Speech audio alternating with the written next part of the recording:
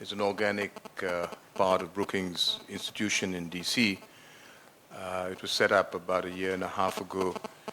It's 100% funded by Indians, so although it's an affiliate of the largest and most reputed think tank in the world, it is focused, which is based in the US, it is focused, Brookings India's focus is very much on India-related issues. The purpose for our scholarship, the purpose behind our scholarship is to impact in whatever way possible issues, policies that are of contemporary importance. We have currently three sort of verticals within Brookings India. One is focused on foreign policy. We have the honor now of actually involving Shankar Menon as our distinguished fellow in our foreign policy vertical. Second vertical is responsible for economics. That's headed up by Shubir Gokran, who, as you all know, was the Deputy Governor of the Reserve Bank at one time. Shubir is also the Director of Research. And the third vertical is on energy and environment, which is run by Dr. Rahul Tongia. I assist him whenever possible. The purpose of today's discussion really is to focus on the energy situation in our country. We are at a cusp, as you all know. The government has made some very ambitious statements, and to some extent, this ambition is translating into reality. Coal production has picked up this year. Secretary Renewable is here, is now slated to increase production in exponential terms. I mean, I'll let the Secretary talk about it, but the ambition that we have for renewables is quite extraordinary. But there are still problems. There's an issue of how do you actually integrate the generation of energy with the transmission and distribution infrastructure. Our distribution companies still face major financial problems. There may be no shortage of generating capacity, but there still seems to be, at least as far as I can make out, constraint on purchasing power, and the consumers find it difficult to actually afford the tariffs. So there's a challenge here on how do we manage our energy problem. The purpose today really is to actually ask some questions that would focus on the integrated or the interfaces between our different energy systems, between our different energy sources. For much too long, I think energy in this country has been sort of handled in compartments. So there is a Ministry of Petroleum, Ministry of Power, Renewables, Coal. But this government has, I think more so than any other government, sought to actually perforate these compartments and to bring about a more integrated approach to energy, a more holistic approach to energy. So I want to actually moderate a discussion that will bring together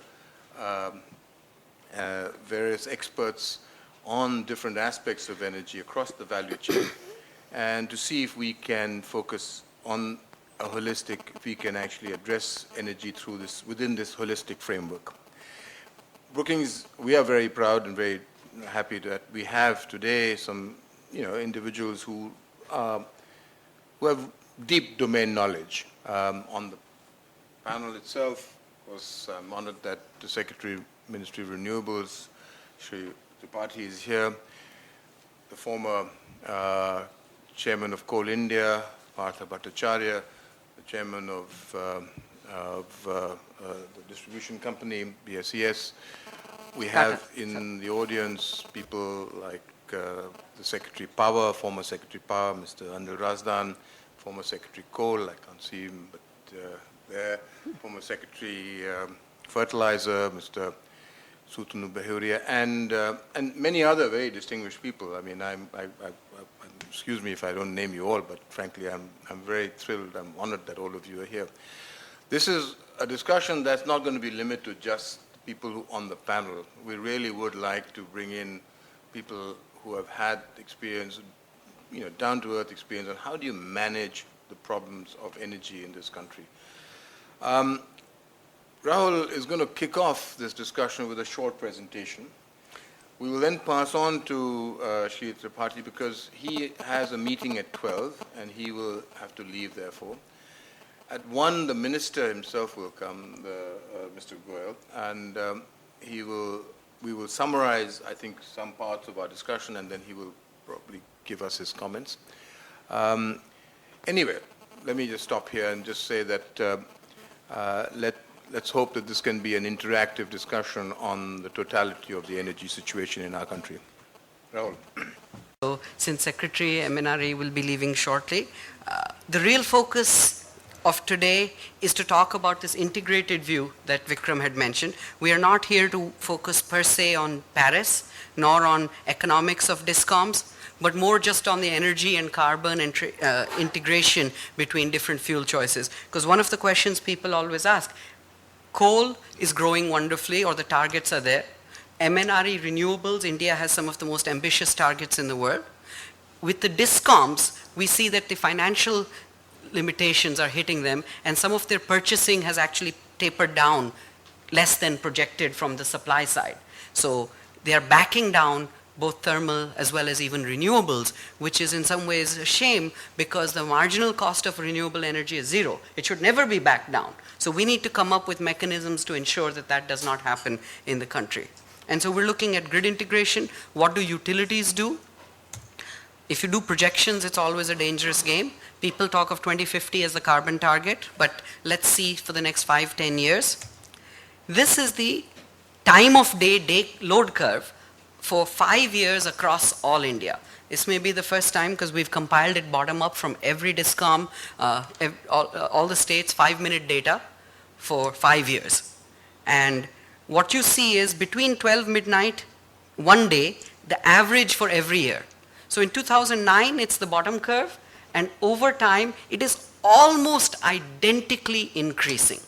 And 2 things hit you. One, there is a pronounced peak at an all-India basis that is in the evening, around 8 p.m. These are the numbers of India. This is load as supplied. Second, so what's missing? Now when we talk of a supply side, we then have to ask, well, what is missing? First, we have discontinuities. You see 6 a.m. There's these little spikes, jumps downward. And second, you have another dip at 6 p.m. This is a manifestation of phase rostering, where irrigation pump sets are not supplied power, so we do not necessarily have true unrestricted demand node. Second thing that's missing is load shedding. We don't have full data on what is the true demand in the states. And if we talk about new programs and projects in the government, the official data as of now from CEA are still assumption driven. They are not instrumented to actually measure what is the shortfall of power. So this is the Karnataka load curve, load duration curve, saying hourly in 2013 what was the load served. So this is the supply side or load met. The 8760 the lowest load was under 4,000 megawatts. The maximum load was above 8,800 megawatts. And the bottom is the load shedding at each point in time over all the hours in the year. Karnataka has a SCADA system, so it's the only state in India that can actually instrument and tell you how much is going on. What we notice that's relevant to both coal and renewables is these are not perfectly correlated. You would normally think that at the lowest demand, there'd be zero load shedding, and you'd have maximum load shedding at the maximum demand period. This is not the case because this is a supply constrained world where when, for example, renewables are maximum, which is seasonal, you may actually cut down your load shedding if it happens to contribute towards the peak. So this is where we need the data to tell us are renewables contributing correlated, not correlated. So before people say renewables are against or with the demand curve, we need the data. So Karnataka data actually show us that it's not as black and white. Even in the low demand period, you have load shedding. Some of this would be unscheduled. This is a very typical load curve out of wind. These are 2 years of wind data in Karnataka, 1 minute resolution. The installed capacity is 2,000 megawatts, but very seasonal wind is in the monsoon season, as expected. The average PLF is 22%. This shows you what solar looks like. These are data from a paper of Goa, where hourly between 6 a.m. and 7 p.m., you're getting different outputs. Maximum comes in April, minimum comes in July. So you get between 4 and 7 kilowatt hours from solar. So now if you overlay it, now looking at coal, looking at RE.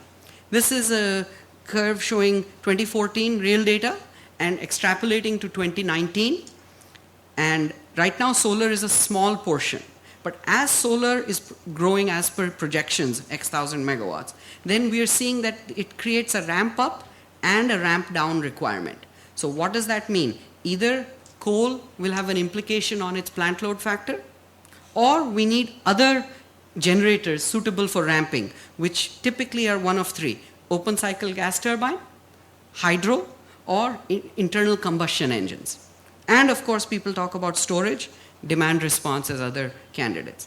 If we talk about renewables in the future, India is very, very different from other countries because we do not have the same strength of a grid. And most importantly, if you look at Germany, which is 25% RE as an energy basis, we are today at 6%. Then Germany interconnects to Europe. So that's 4 times larger than India. So our 6% today is the same roughly as Germany at 25%.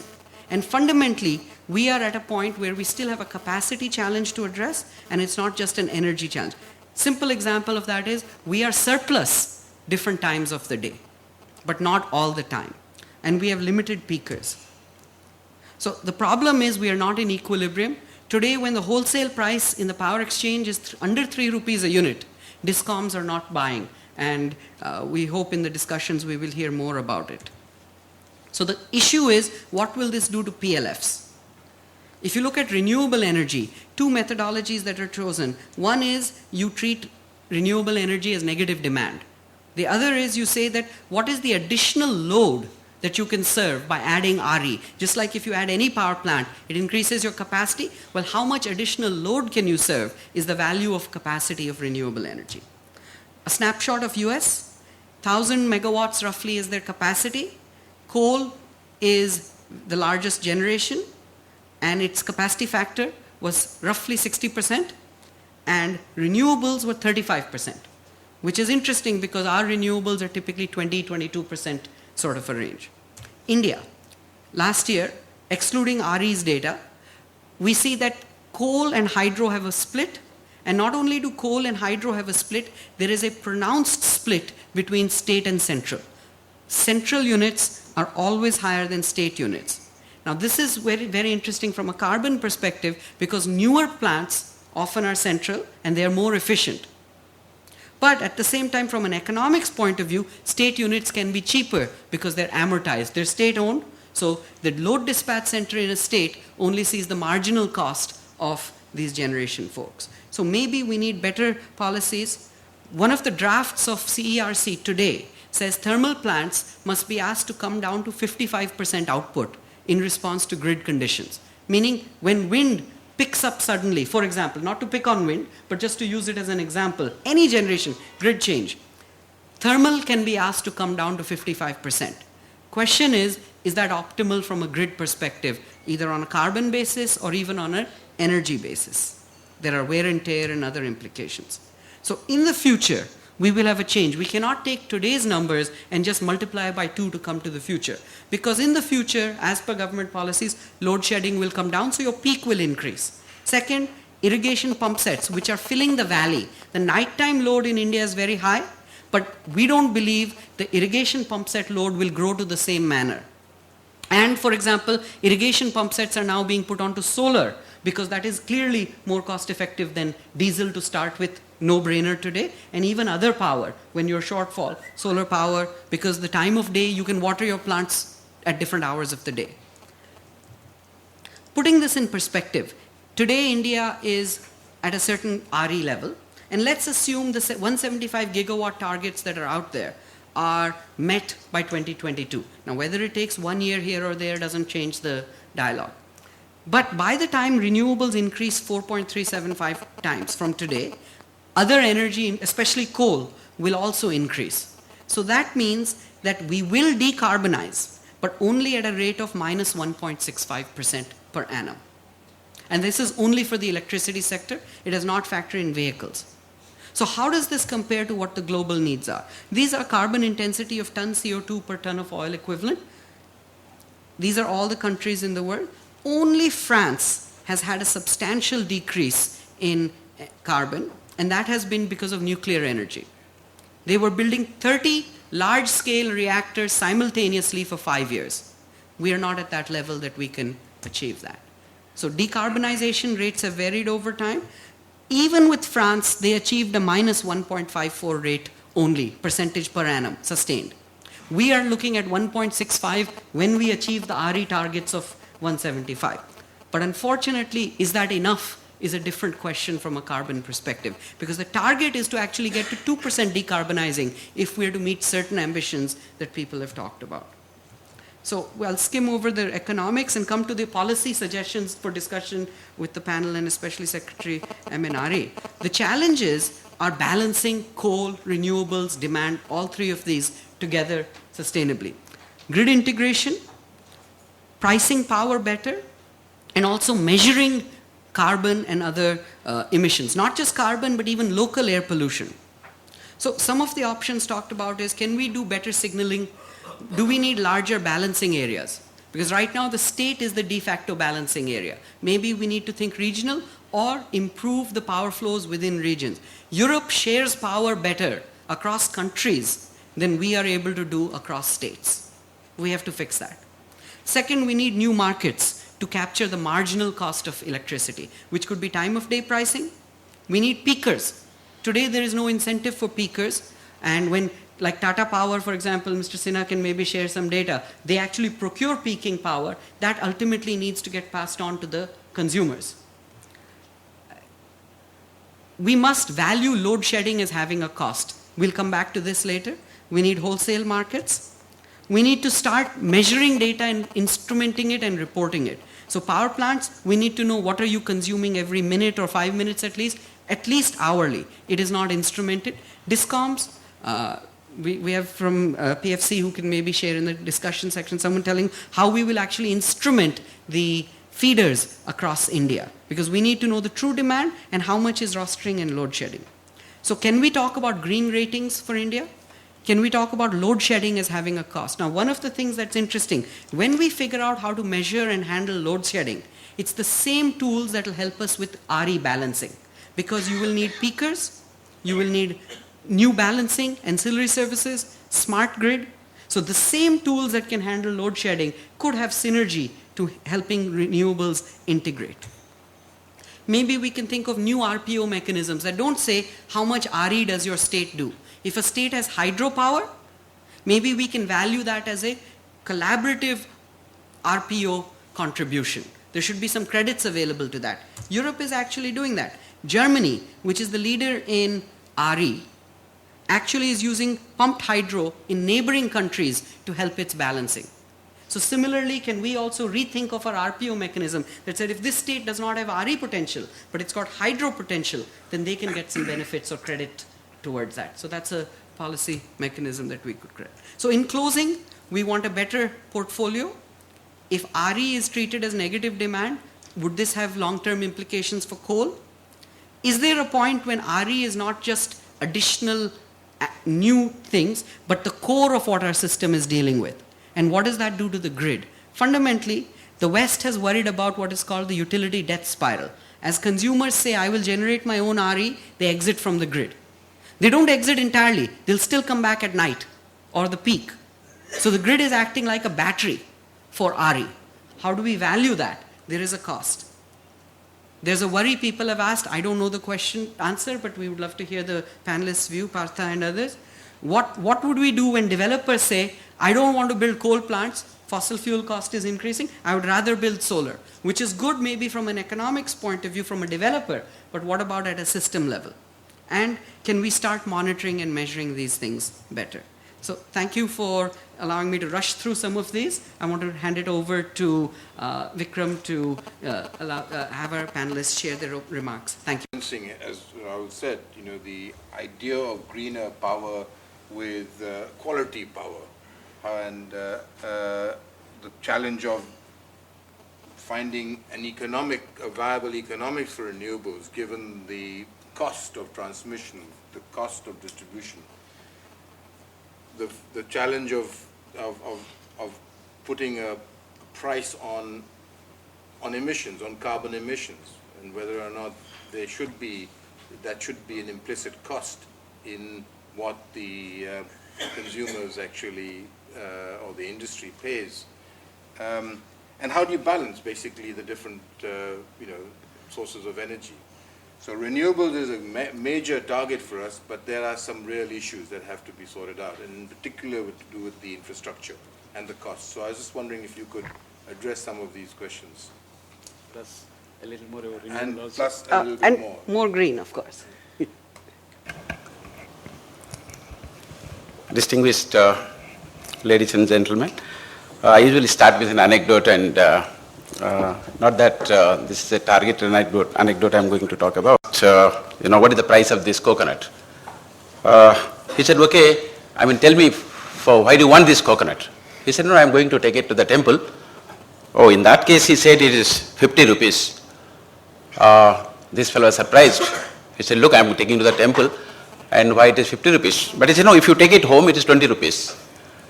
And, but then if you take it to gift it to a friend, it is 30 rupees.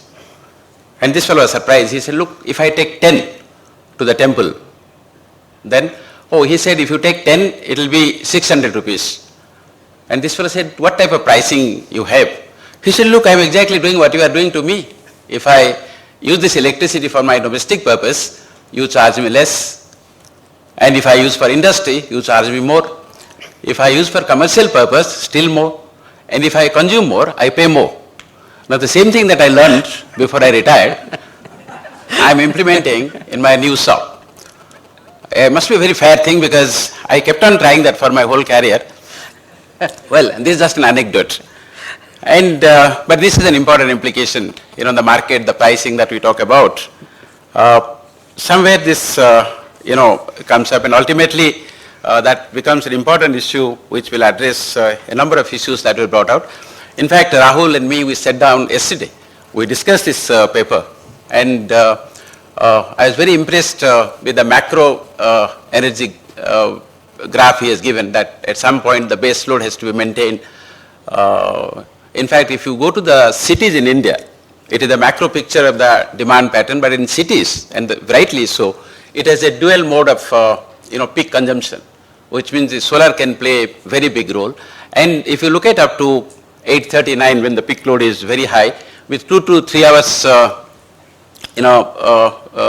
battery reserve storage, we can do wonders. In fact, when the Prime Minister went to Tesla thing to see the battery, the types of technologies that are coming and the way the cost of lithium-ion batteries are coming down, in the near future, that should not be a big problem.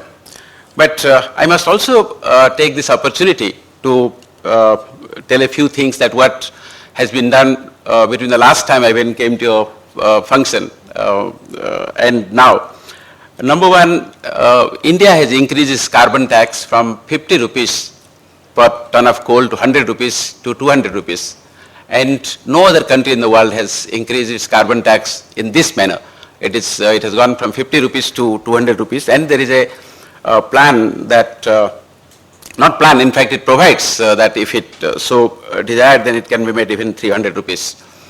And the other thing about is that we have also changed the Solar Energy Corporation of India to Renewable Energy Corporation of India.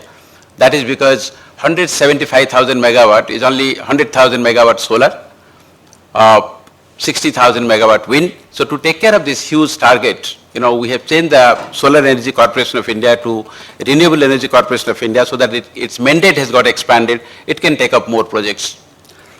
And number 3, what India is doing, and that is not only the results that you have got from your study, and this is again the Honorable Prime Minister's idea of a global solar alliance, but this alliance is limited to the 110 countries or more so, between the line of Cancer and Capricorn.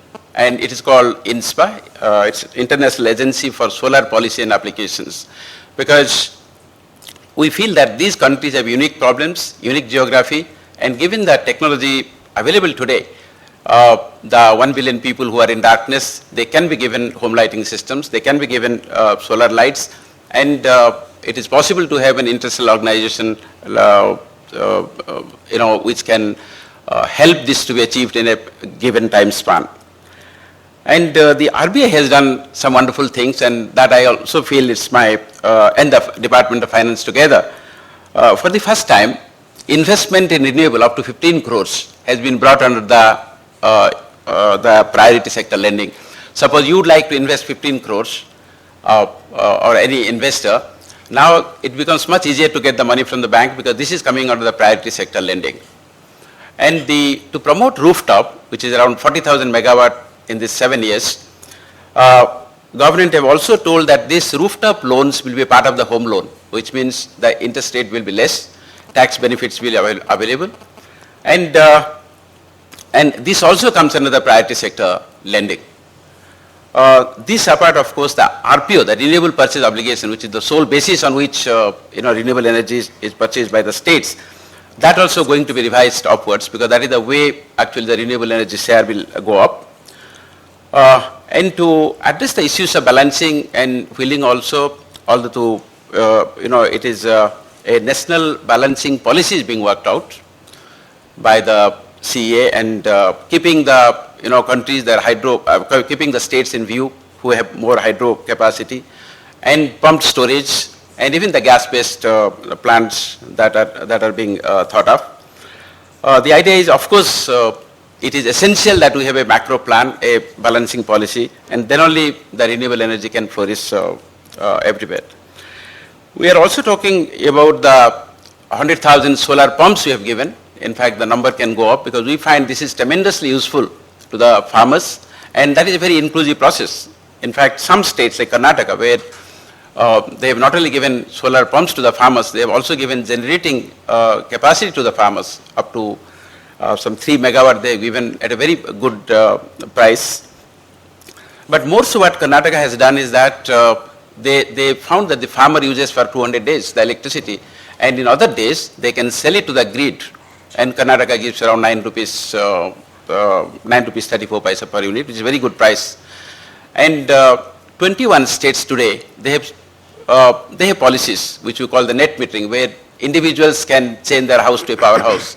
They can produce power, they can consume as much as they want, and rest they can sell. That apart, we are also trying to strengthen the grid and the green energy corridor, where the first phase, where 44,000 crores is being planned to be spent in 8 states. The phase 2 is coming, and phase 2 is connecting the solar parks, the 25 solar parks, of which 21 are in place. In fact, tomorrow, Honorable Prime Minister has that Pragati program where he connects to all the chief secretaries of the states and the secretaries. This is being discussed as one of the agenda items. That shows the priority that we attach to the solar park program.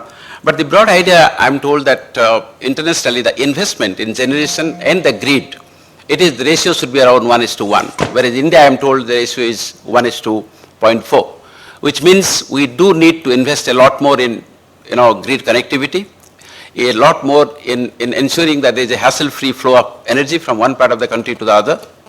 And also we need to strengthen the grid so that the solar-rich states or the wind-rich states could put power into the grid, and this would flow to the parts of the country where we actually require it. I'm happy to know that renewable energy plays important role in actually helps helps this thing. In fact, many countries have come up with examples where renewable energy helped a lot, in fact, at times of crisis to balance the grid. And given the type of non-silicon based technologies that are very promising and which are likely to come to the market, or even silicon based panels which are malleable and which are much more efficient coming to the market, I'm sure in days to come renewable energy not only will be cheaper, the grid parity that we are talking about. In fact, there is a lot of hidden demand for investment. In 2015, we had the first global investors meet in the renewable energy area. We called it Reinvest 2015. And we have again planned for February 18th, 19th, and 20th of next year. Honorable Prime Minister will inaugurate, and you are almost welcome. And that was crucial to bring down, for the first time actually, we found out what is the demand for renewable energy. So we floated two certificates. One is called the Green Energy Commitment by the companies and the Green Energy Commitment by the banks. The companies put together, they gave a commitment for 273,000 megawatt of investment in renewable energy alone. And for the first time we knew that there is a lot of demand from companies to come and invest in India. And the second surprising thing was the banks, some 70,000 megawatt commitment, financial commitment they gave, including State Bank of India leading with 15,000 megawatt of commitment. And this year, when we are tendering around 15,000 megawatt, you will be surprised to know that if a state goes for 1,000 megawatt of tender, the offer that they get is around 10 times that, which and the prices have come down to so much, 5 rupees 5 paisa, and it was 18 rupees in 2010. In 5 years' time, the quoted price, the lowest price, is come down from 18 rupees to 5 rupees, and that is a substantial achievement. And we think with Reinvest 2016, this price we will try to bring it down to around 4 rupees 50 paisa. That is because the equity funds, the pension funds, for the first time they are putting their thoughts to invest in India. And we have two challenges. Of course, we require around $100 billion to translate this dream of 175,000 megawatt. And that's why we are trying to mobilize funds from World Bank, from ADB, from KfW, from European Investment Bank. But the crucial issue there is the hedging cost.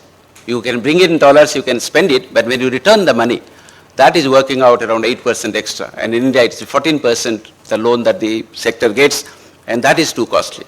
So the challenges that we have to address, apart from balancing, is not only the issue of land, which is of course not a problem for us because we have millions of hectares of wasteland. We have 200,000 square kilometers of desert. We have a lot of canal banks, water surface that can be utilized. But capital is an issue. It is issue not so much the capital, but the cost of capital. But I am very happy to inform that even LIC, who traditionally only deal with insurance and reserve, they have been kind enough to consider that they will also dedicate a part of their capital towards renewable energy promotion. The Exim Bank, they have also plans to participate in this revolution. In fact, we are surprised the way we have got support from so many quarters to translate this dream of 175,000 megawatt. I am sure, although many people say it's a very ambitious, I personally or even officially don't find that it is unachievable. We have very clear blueprint, we have the plans in place, and we are sure we will achieve that target. In fact, when I read today in the paper that Honorable Prime Minister has talked to expand this target further, which of course is correctly brought out in this paper, has many challenges. Balancing is a challenge, wheeling is a challenge, banking is a challenge, storage is a challenge. But then only once we decide to achieve something, these problems will come up. The other day, somebody rang up from Madhya Pradesh saying that, look, the law says that the developer must apply for LTA, the long-term access. But for the first time, we have got a solar park and no developer has yet come.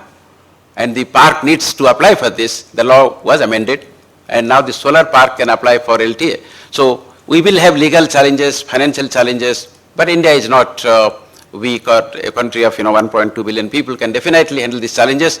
And what is in the interest of environment and people and the poor, that will be translated. Thank you.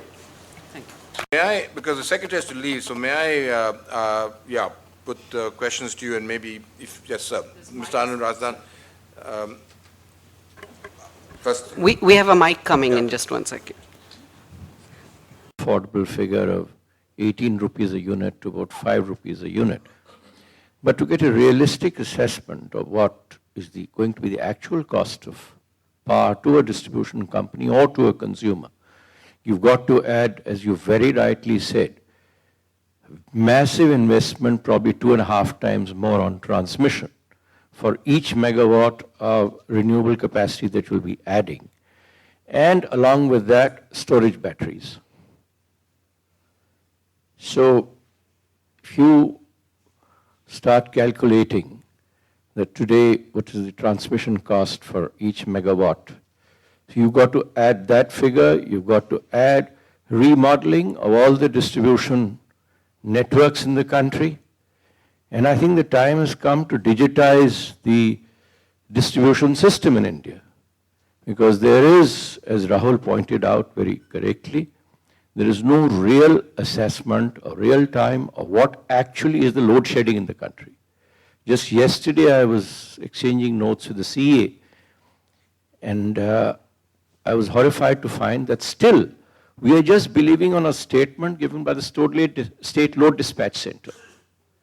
There is no real-time measuring of all the feeders in the country, barring, as he pointed out, probably Karnataka. So what would be the cost of that? And we got to talk of balancing power from hydro, pumped hydro in particular. You know, the space for pumped hydro in India is extremely limited. We've got to analyze where are the places, get over the environmental bottlenecks there. It's a first priority. I entirely agree with you for grid balancing, which is already skewed even in the conventional side. So this will be adding to the problems. And last of all, I think something which in today's papers also is highlighted, that what will be the foreign exchange cost of importing the generating equipment of solar, which is going to be available at 5 rupees a unit. The domestic industry is already up in arms. We will have to import this, but they're wanting to impose the anti-dumping duties now and some other taxes. And what will be the FE requirement? So I think a lot of homework will need to be done. And as Rahul pointed out, that distribution companies in India are not willing to buy power even at 3 rupees a unit. So if all this is going to add up to 10 rupees a unit, how are we going to pay for that power? So I hope that kind of homework is being done simultaneously before we announce these targets.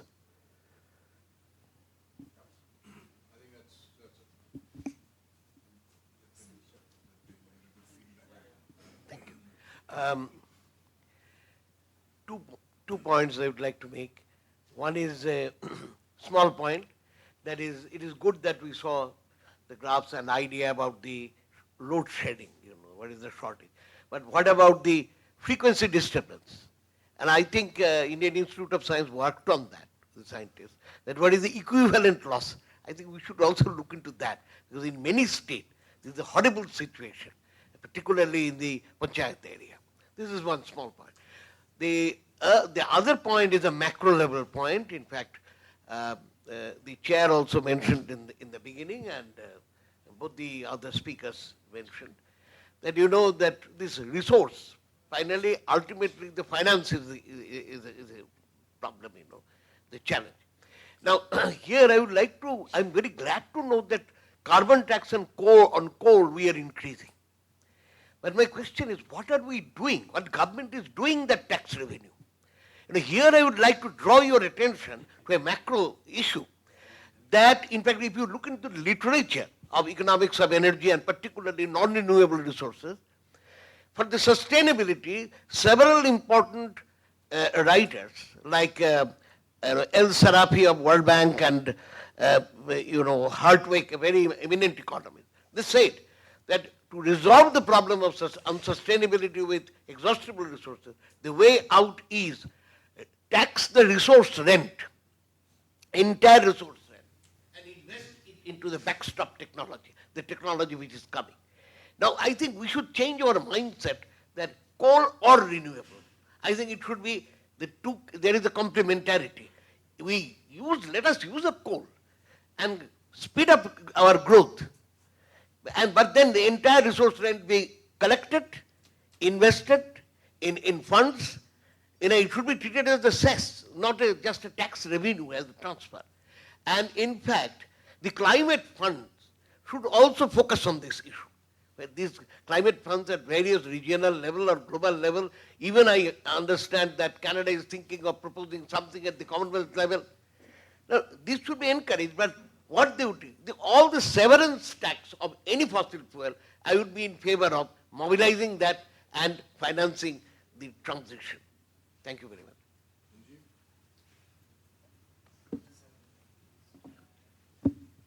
I wanted to ask you that, in the context of this humongous target that you have, I have no doubt at all that because the government is headed by Prime Minister Modi, it shall be achieved. But my question really is about the quality of the achievement. Since 1990, we really we have relied on setting free the animal spirits of entrepreneurs. And that's sort of considered to be self-regulating because if you invest badly, you end up making a loss.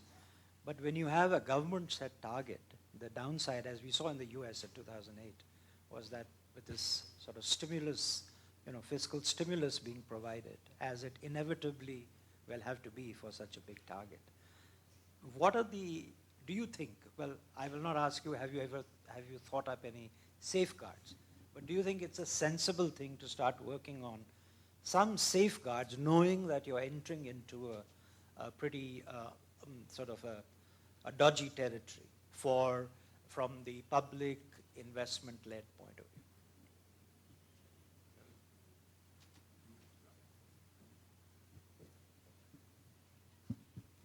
Must compliment you, Rahul. I always have. The load shedding thing is available. Most of the meters around the country have real-time clock. There's a feature and then power on time. We don't use it. Simple thing that we need to do. I have questions about, and I think Mr. Rajdan raised. We're talking about levelized cost of renewable energy. We're not looking at intermittency. Professor Paul Joskov of MIT has done extensive analysis on this. And if you look at the intermittency, which is what Rahul alluded to, I think it'll be different economics altogether. And we need to keep that in mind. You talked about 40,000 megawatts of rooftop solars. Now look at how the economics of the discoms is working today. The guy who will put a rooftop solar would be one who can afford it. So he's paying the higher tariff today. He wouldn't pay you money for 320 days in a year. And 40 days when you don't have the sun out, he'll be loading the grid. So the grid has to be available for that capacity, but it won't be getting return from the guy who's today paying. So it'll become further worse. Lesson from Germany. The market cap of the utilities went down by 500 billion euros because of solar and what the solar did to the utilities economics. We should seriously learn from that. And what happened in other countries where you artificially increased the renewables. Spain couldn't afford it.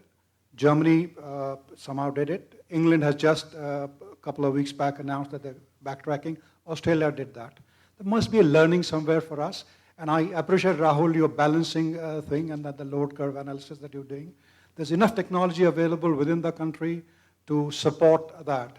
India was the second country in the world to introduce what I'll call smart meters, electronic meter with all the memory and everything which is available. These meters are there. We need to use it. Technology, affordable technology is available.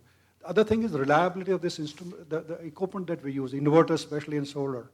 Large solars would generate a bit of harmonics, which if you don't balance the grid overall, would cause a problem. And we need to then look at the performance of other equipments connected to the grid, we could cause a massive problem if we're not careful about that. So I appreciate the debate which is happening here. This is the first of its kind that I've seen. I'm also president of EMA, so there is enough capability available within the country to produce the right kind of equipment before we import and cause the kind of foreign exchange load on the country. There is enough capability available. Thank you. Good afternoon. My name is Gopal Chiksena. I'm director with BSES in Delhi. First of all, I must compliment Rahul for that extremely lucid presentation, as also Mr. Tripathy for his thoughts and views. Just 2 points in the context of the very ambitious target of generation of 175,000 megawatts.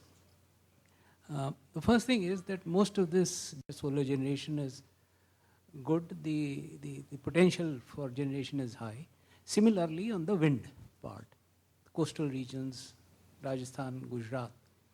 Whereas consumption is across the country. And we've seen up till now that the biggest constraint in transport and evacuation of power is the grid. You know, even though we talk about a national grid, the fact is that we have 5 regional grids and the interconnectors are very weak. It's taken us 70 years to reach 140,000 megawatts of transport across the grid. The maximum that has been transported across the grid at any given point of time in a year. So the biggest challenge when we do 175,000 megawatts in 5 years is to actually double the size of the grid. Otherwise, you're not going to be able to transport that power. And that is something which I think needs to be looked into simultaneously. Thank you. Okay, sir.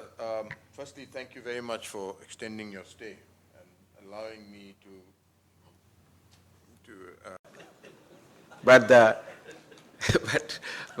So, and the problem is still going on. You know, the net metering rules have come, and so India, yes, the problems are huge. But still, I was so impressed with this Vice Chancellor, who was earlier a director of an IIT. Despite all this, he is going to further put it, the rooftop.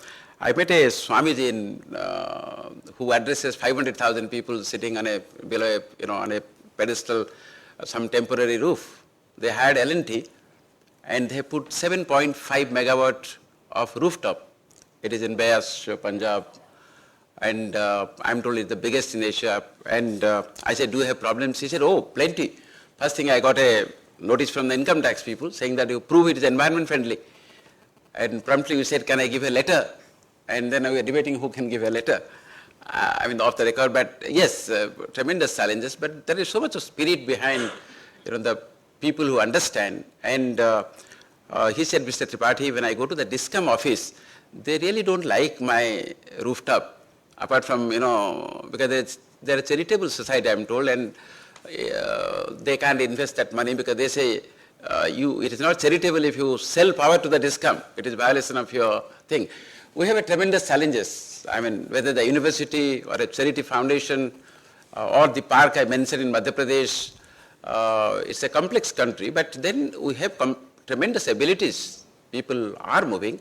And this Swamiji told me, look, Mr. Tripathi, until the intelligentsia in this country treats renewable energy a form of superior energy, because for every megawatt you put, 50 cars are off the road. And if these 50 cars are off the road, the most beneficiaries are the people who sleep in the roadside, not the rich who sit like this, air conditioned, and think about, load shedding. And he had a tremendous message. And still, I don't think in our accounting thing, which we took 70 years to develop, and maybe they said that Britishers, when they left India, they took away justice and left the law behind. So our accounting systems, they don't give that environmental accounting. We never say, look, you put a renewable, this is the production cost, this is the distribution cost, and where is the accounting of environmental benefits to the poor. So that point, I'm very happy you brought it out, and thank you for telling NCF deployment. In fact, we have been fighting that give us 100% money that you are getting, but largely we are getting the money now. In fact, the budget of the ministry has gone up from 1,500 crores to almost 3,500 crores in last year and a half. So which means more and more money we are getting into it. And the other grid issues, of course, it is in fact when renewable energy takes over the Western India, Gujarat, Maharashtra, Rajasthan, and the cold places in J&K, for the first time you will find that energy can move from west to east. It was always the other direction. We do need a hassle-free infrastructure to evacuate power. That is sine qua non. If investment has to be made, it has to be made. But a country cannot, afford without a particular flexible and hassle-free system of evacuation. We have to have a grid. We have to have grid, and I'm sure our engineers will be able to do that. Things are improving quite a bit. But in fact, we are now going for we found that, now we put the green energy corridor. In some patches, we find that the corridor is there, but the projects are not there. And now we also found that there are projects, the corridor is missing. So now the step 2 has come, where the energy corridor is there, we are bringing in more projects. Where projects are there, we are extending the corridor. So it is a continuous process where actually you play a big role, because Rahul's analysis yesterday was very nice. That particular macro graph was so impressive. And it has to be a continuous thing, and I'm really thankful to you for the comments you made and the studies you make. We need more such studies, and both micro and macro level studies. Thanks to all of you once again. Thank you very much, sir. And Rahul, you want to say anything last? No, Secretary, before you depart? Well, other than a deep, from the heart, thank you for your precious time. And all of us, I think, and especially us, will be sure to brief you and come up with solutions or steps forward. You've called it a process. That's exactly what renewables or all energy are. It's not a destination, it's a journey. And so 2 things stood out to me that I think can feed back to the point about the CES and these. The storage required out of solar is not very long. So maybe we need to redouble our efforts on storage technologies. Now, pumped hydro may have limits, but we need to do more R&D, more innovation, more experimenting. Second thing that was also very interesting, home loans can include the rooftop, because the financing angle from an end user was one of the bottlenecks. So I think you have solved, yes, I think you have solved one of the challenges. That is wonderful news. So thank you. So thank you, Mr. Secretary. Coal India, Mr. Alok Partha is here. Was here. He is here. He was a former secretary of coal, of the Ministry of Coal. Suthan Buhuria was financial advisor in the coal ministry and also on the board of Coal India. So I'm going to ask Partha to kick off. You've heard what Rahul has said, but fundamentally coal remains the bulwark of our energy sort of system, and yet coal is the one energy resource that we're all concerned about because of various obvious factors. And then there are issues right across the value chain, whether it's to do with the production, the technology, the labor issues at the point of production, then there's transportation issues, and then there's the consumption point. And today, as everyone is saying, people are actually not even picking up the power that's generated, that thermal power. So maybe if you could identify the kind of issues that you would want to put in front of the minister when he comes, and perhaps the others could also contribute to that discussion. And then we'll come to Praveer, to the end of the downstream end of the value chain. Yeah? That I'm not really here to speak on, or rather it will not be fair or justified or reasonable enough to speak on what the Ministry of Coal plans to do, or the Department of Coal plans to do going forward. What I would speak mostly is some sort of a wish list.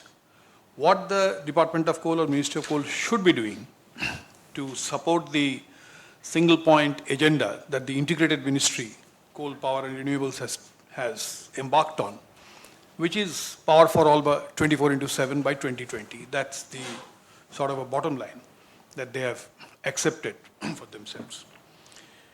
We have Rahul's presentation. It's a wonderful presentation. I must compliment him, and very incisive. And also the talk by the Secretary MNRE, which throws a lot of emphasis that has happened on the RE. Actually, even maybe a year and a half back, We never thought that renewable energy would be moving from the 6% level where it is today or what it was a year back to anywhere more than 8 to 10%. But things appear to have been changing. And you have to also appreciate that coal in a very big manner is supporting this change.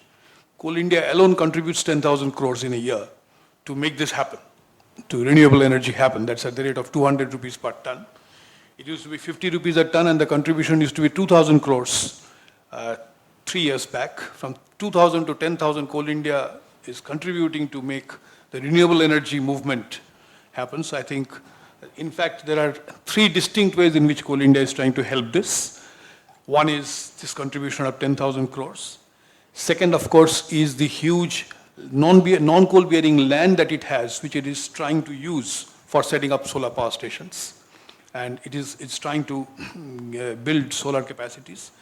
And the third, in its newly constructed headquarters, it has put up solar panels. So it's all going for solar. I do hope that along with this, it also tries to achieve the target of 1 billion ton, because it's primarily supposed to increase the coal production.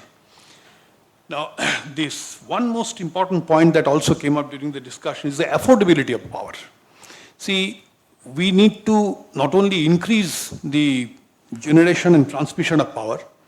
Today we are at somewhere around 930 units per capita, which is a poor level as compared to even China. And we don't supply power to 35% of our population. They don't have access to power. Those who have access to power don't have power 24/7. They have power for few hours in the day. So if we have to actually change all that, give access to everybody and make it 24/7, this 930, 940 has to increase to 1800 per unit, per person in 5 years' time. Let me tell you that 5 years back, we were at 750. So in 5 years, we have moved from 750 to 930, and we want to move from 930 to 1800 in the next 5 years. So it's quite a tall order. Now, renewable definitely is going to make a difference. That's quite apparent. But the fact that Mr. Razdan has rightly said, it's going to be 10 rupees a unit. And at 3 rupees 50 paisa, discoms are not buying power. So there is a big problem there. There's a disconnect there. So there are certain policy tweakings required to make the discoms buy. That is definitely one very important reform that needs to happen. And I believe certain efforts are moving, certain things are happening in that direction. I'm told that in one of the states, the regulator, the central regulator has sort of overridden the state's authority to put a check on the power tariff revision, and tariff revision has taken place. I think more of that needs to happen. So the populist policies of free power and all that has to be given up. And in that context, one very important point that Rahul brought out is the cost of load shedding. If power is not available, what is the cost to the consumer, to the economy, and to the country? I think if we have a hang on that, then that could be one of the pointers for the policymakers to take a call on whether they should continue with this kind of a free power business and get into a situation where power is not bought even at a reasonable price and we suffer power shortages. So this is a point that needs to be looked into. Now, moving from 930 to 1800, one part is very clear. While renewables will definitely contribute, but the fact remains that renewable today, the best tariff that we are looking at is 4 rupees 50 paisa 1 year from now. That's what the secretary said. So the average cost, we have something at 18 rupees, something at 10 rupees, something at 5 rupees, something at 4 rupees 50 paisa. So the average could be somewhere around 7 or 8 generation. And with all the other costs included, as Mr. Razdan mentioned, it could be much higher than that. Compared to that, the coal-based power is still available at less than 3 rupees. The cost of generation is definitely one of the least. And we need power to be made available in an affordable manner. So the issue of affordability is addressed the best by coal-based power, thermal power plants. So I think thermal power plants will have to stay on, and they will have to increase their capacities. A lot of capacities are being added. A lot of capacities are not being today met because of want of coal. And the fact that suddenly we find that there is no coal requirement, but every power station is having 30 days or 20 days or 15 days of coal, and suddenly we find that there is no coal shortage, which was completely a different picture a year back. it's possibly because of the DISCOM problem. So I think once the DISCOM problem is solved, the unmet demand is very much there. So therefore, the coal demand will immediately grow, and we should be ready for it. As a country, we should be ready for it. Now, what is the demand growth that we are anticipating? I think the ministry's estimated figures that what we are today consuming is about 800 million tons, of which 200 odd is imported and the rest is domestically available. That will have to grow to about 1,500 million tons. And sitting in a country which has resources of more than 300 billion tons, it doesn't make sense to import coal. See, 200 million tons of coal is imported, and the third largest outflow in terms of foreign exchange is coal. So this is not the right thing to happen for a country which is endowed with so much of coal resources. So I think we should target 1,500 million tons of production. If we have to target that, there are three distinct areas from where the production can come. One, of course, is Coal India. The second is the end users who have bidded and got blocks through a bidding process. This is the second. Let me talk about the first and second first, and then come to the third. You see, Coal India, the growth plan is going from 500 million to 1 billion tons. Now, we have seen Coal India growing at a fairly good pace. Now, this 500 to 1 billion in 5 years' time means 15% growth. What has happened in this particular fiscal year is something around 10%. And that is the result of extraordinary coordination at the highest levels of the government, between the ministries, inter-ministries, and with the state governments, both for faster clearances, faster forest clearance, faster environment clearance, faster land acquisition. The states are helping out, and this is happening at a very personal kind of a level. Now, all these efforts, warlike kind of thing, cannot continue for too long. So my feeling is that this must be replaced by systems and processes. We must have coordination processes identified, made in place, so that the coordination happens for all time to come. If this is the kind of process that we want, then maybe the kind of coordination that we see as on date may not be continuing for all time to come. So I would give Coal India a growth rate of 10% as the best case. I don't think on a sustained basis anything more than 10% would be fair to assume from a pragmatic policy making perspective. You see, we have to be ready. We can hope for the best. We can hope for 15%. But if it is at a lower level, we should not get off guard. So from that perspective, I think 10% would be a better target to have, which means that Coal India can move from 500 to 800 million tons in 5 years' time. That is one part. Second is the end users. Now, a lot of emphasis we had kept on the end users, but unfortunately the bidding process that we have seen has been such that as on date, out of the 42 mines or 38 mines which were running up to March 2015, only 5 have now come back. And gradually maybe 1 or 2 will come back. I have an apprehension that some of them may never see the light of the day, because in some cases the bidding for acquiring the right to mine coal has been equal to the coal price itself. So in such cases, I have great doubts whether the mining will actually happen, and particularly with international coal prices falling and the coal is available at doorstep, we can import the coal at a price which is lesser than what we are ready to pay for getting the right to mine coal. This is an absurd kind of a situation. With all respect and regards to the India Incorporated, we have seen that in these kind of bidding processes, sometimes all kinds of distortions do take place. And here the issue was securing fuel security for running their end-use plants. So things got a little berserk. So I don't have too much of confidence on how much coal production growth can take place from that segment. It was doing about 45 million tons prior to disallocation and all that, till 2014-15. If it grows to somewhere around 80 million tons in 5 years, I would be really happy. That is the best that can happen. So 800 plus 880 plus 80 is about 880 million tons, and we need 1,500 million tons.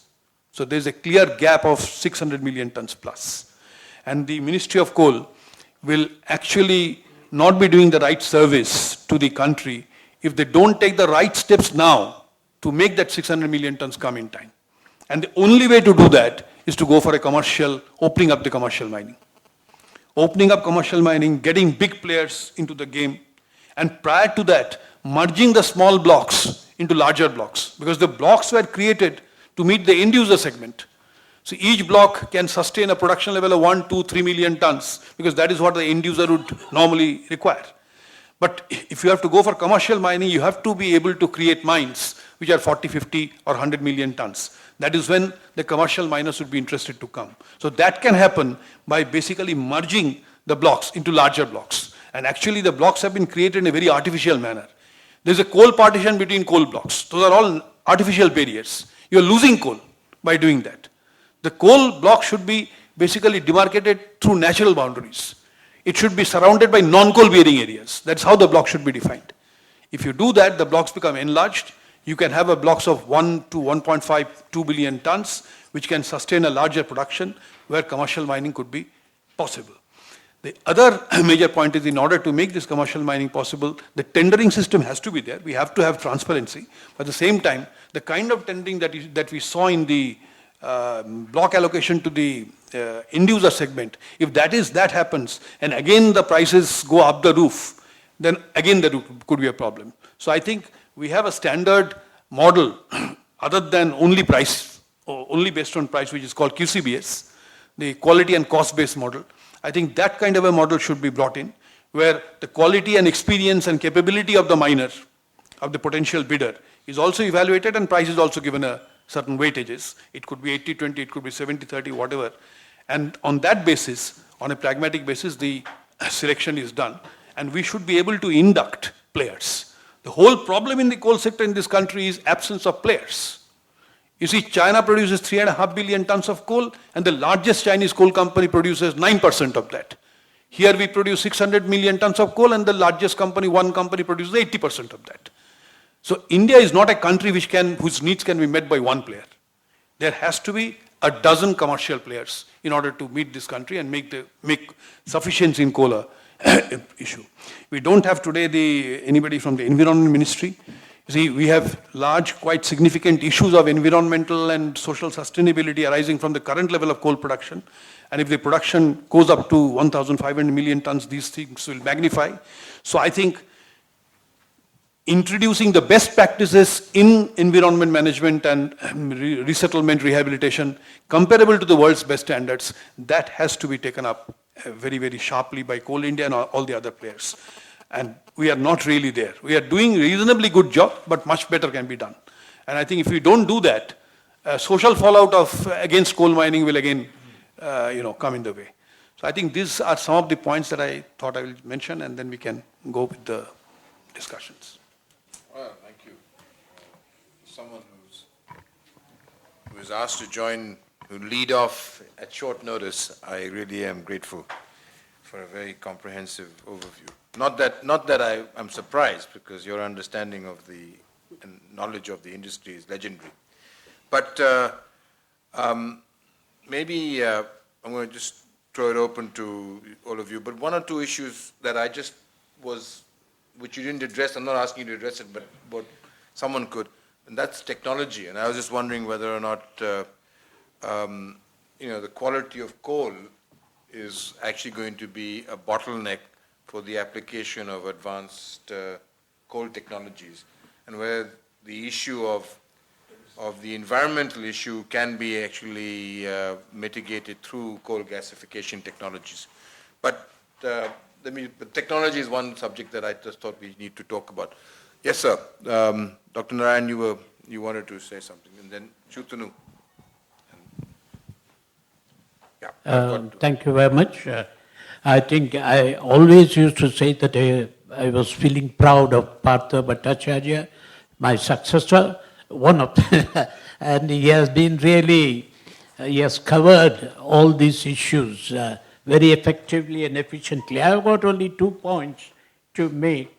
One is that coal being a derived demand, what it says is that even if we produce 1.5 billion tons, I do not know, I am not sure that we are going to consume that. I have seen in my own career the coal demand fluctuating so severely. And today, are you aware of the fact that around 16 to 18 million tons of coal are lying on the port? We say that we depend on the pitted stocks have gone up. Pitted stocks. It's all right, we say that discoms are not keen to take the power and because of price, whatever may be the reason. And this will continue at 1.5 billion also if we produce 1.5 billion tons. perchance.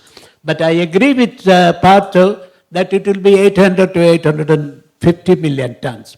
But one of the main point what it should be covered is evacuation of this coal. And railways are maintaining those three major lines they are going to start. They are working on it. But I don't think that they are going to complete it in the next 5 years or whatever it is. Because they also have their own land problem. It's coming in that. So it is not only our producing 1.5 billion tons, what about the evacuation of it, that is there. And so far the coal quality is concerned, I would like to emphasize where the ministry has got a role to play on ensuring, when Mr. Partha was the chairman, I must compliment him again, having brought on the board a resolution that every ton of coal will be beneficiated, treated, all those things are there. And perhaps I think he planned about 200 million tons of coal to be washed or something extra. But on principle, it was agreed. And some or other various reasons are there, it is not succeeding as yet. And it is perhaps the government, if you wash the coal, your requirement also will come down. I mean, instead of a 45% ash coal that is going on, if you are going to supply 28% of coal, the requirement is going to come down also. It will not be 1 billion ton. These are the few points I wanted to make. Thank you. Sutanu, then where is Anurag?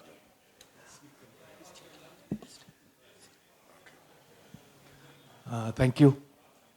I just wanted to raise one or two points. I mean, Rahul's presentation was no doubt excellent, and so, of course, Partha is the expert in coal.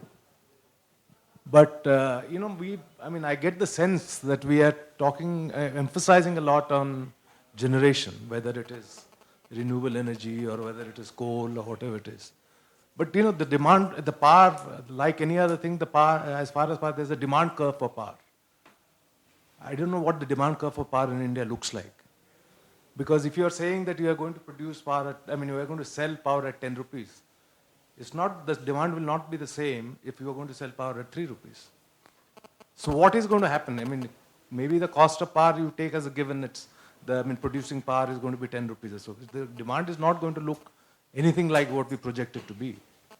So what we need to first, I think in a sense, is identify what is the demand for power. What does the curve look like? And if you are going to produce power at 10 rupees per unit, what will be the competitiveness of the Indian manufacturing sector? Is it a viable thing? Of course, the Secretary MNRE also gave this anecdote about, differential pricing and so on. But then that is necessary in a country like ours. If you want to actually give 24/7, at least every household must have a bulb or whatever it is. They can't afford anywhere near. While we all talk about, World Bank, pushing us to make reforms that free power, etc., it has to be subsidized to some extent in a poor country like ours. You cannot actually have market pricing for the entire sector. So I think if you look at this, it will be, things may change a little bit in terms of your overall requirements.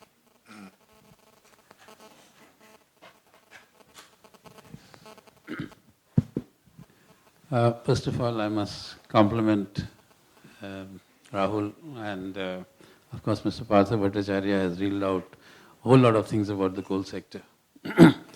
But let me say one thing right in the beginning. The devil actually lies in the details. And few little points I want to make is that when we say that the coal demand, as you said, people are not picking up the coal. Coal is lying at power stations. We kind of generalize all power stations as equal. It's not so. We talk of PLF of NTPC, which you indicated at 79%. Others low. The average PLF last year was almost 64%. The fact is that the law was amended in 2003 to bring in private sector into power generation, into the power sector in a big way. We have section 63, if I may say about details, which says that power should be purchased through a tendering process. The Ministry of Power took the stand that this would be the only method of getting power post-January 2011. I'm not sure whether that circular has still been withdrawn. Mr. Rajdan would probably know. But it says that power will be purchased from private IPPs from January 2006 through tendering and from January 2011. Now, what has really happened is that NTPC has gone ahead and signed PPAs for a long period and perhaps has not entered into any tendering process, and therefore they do have an advantage in selling power. Now, if you look at how is, and Mr. Partha Bhattacharyya very aptly explained that there are two sources apart from import of coal. One is from the user end, that is the blocks, and the other is Coal India. If you look at Coal India, how is it distributing coal, and why this situation is coming up? It is based on PPAs signed. You see, the IPPs have a capacity, say, of 1,000 megawatt. It doesn't get coal for 1,000 megawatt from. It can probably get coal only for 300 megawatts, even if that capacity exists. The issue here is that, is there any way we are trying to give coal, instead of storing it up or keeping it at pit heads, given to these power stations which need and have capacities to generate? Now they have tied it up with purchase of power. This needs to be resolved if you want power generation to increase and power available. Okay, another point is that if it is so, why is it that merchant power is not being sold? People are not buying, there's a freedom to buy merchant power. That merchant power is not being purchased at the price at which they are selling to the grid. It's much less. They are not willing to sell it. Why is this situation coming up? These are issues of detail, and it will hit the entire generating side. One issue was raised very, very aptly, is that today we have 600 million tons of production of coal last year, let's say. Of 500 perhaps was Coal India, and about 600 were others, or 100 were others. The import was more than 200 million tons. Now, if we are saying that coal is not being used by the power plants, then why is this being imported so high? Where is it going? Who's using it? This year, the estimation made by the CEA is only 73 million tons of import required for power sector. If last year 200 million tons and above were imported, of which you could say about 30-40 maybe coking coal, are you saying that 160 million tons, only about 70-80 went to the power sector and the rest went to some other sector, which is unbelievable? There is something seriously happening. We need to analyze this as to what is happening in the distribution of coal which is available from all sources. I will not go into the question of bidding and all that.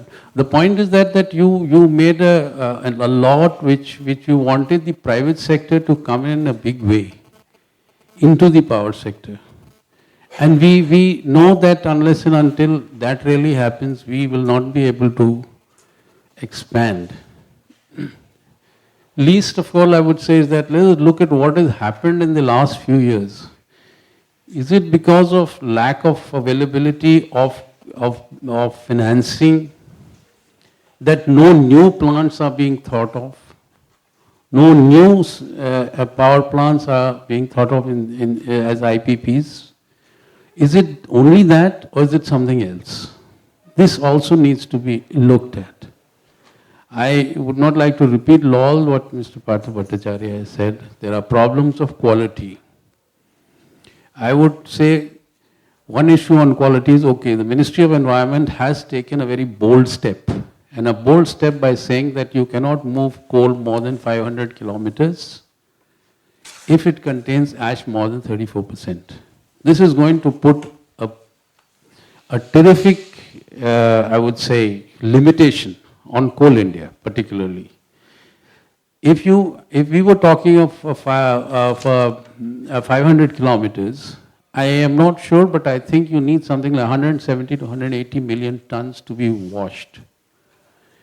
And whether the capacity exists is a question mark. This will be imposed from, if I'm not wrong, 1st of January 2016. If that imposition comes in, we are asking for further trouble.